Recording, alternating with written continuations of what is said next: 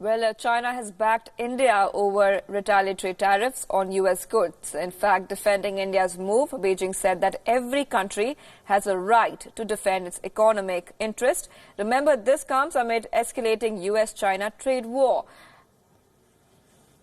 任何国家都有权利维护自身的正当权益。 Well, in fact, India recently imposed tariffs on 28 American products. The action affected American imports, including almonds and walnuts. India had delayed hiking tariffs on U.S. goods for a year. The custom duties will bring India an additional revenue of $217 million. The move is expected to, in fact, increase trade tensions between New Delhi and Washington. The highly anticipated decision came ahead of a U.S. Secretary of State Mike Pompeo's visit to India and a subsequent meet between U.S. President Donald Trump and Indian Prime Minister Narendra Modi at the G20 summit this month. Remember that the U.S. recently dropped the preferential trade status for India. New Delhi, in fact, was one of the biggest beneficiaries of the generalized system of preferences scheme that allowed duty-free exports of up to $5.6 billion from India to the U.S. The world's biggest economy had also warned India against imposing retaliatory tariffs. Under the GSP program, Indian imports, including auto components, could enter the U.S. without any duty. The tariffs would in fact badly hit American imports. According to the 2018 U.S. Department of Agriculture data, India was the largest buyer of American almonds. In fact, India had bought more than half of the U.S. almond exports worth over $540 million.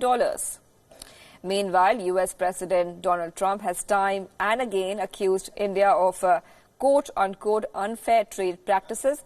Remember, India had changed its e-commerce rules to favor domestic vendors. The decision affected the business of U.S. firms Amazon and Walmart, among others.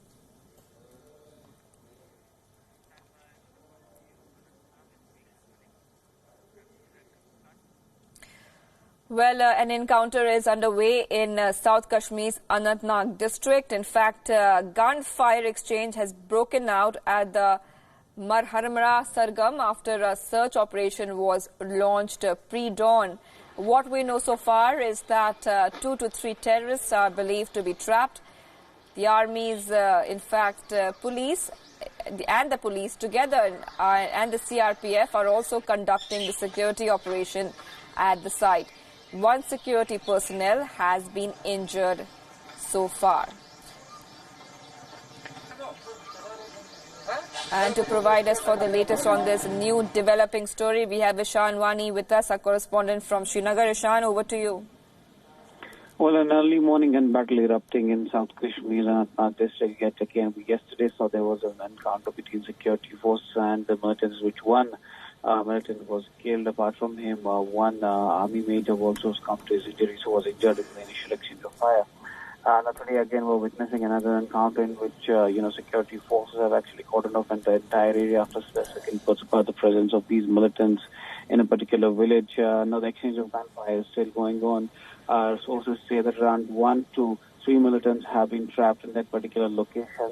Now this is an ongoing encounter which is currently underway and part of a larger operation that the Indian Army is doing, particularly in the South Kashmir, where particularly we're seeing a number of militants and incidents of violence taking place.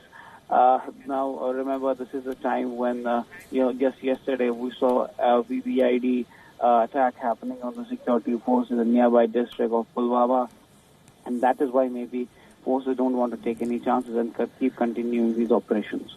Right, Ishan, thank you for joining us with all those details, and do update us as this encounter, of course, progresses further.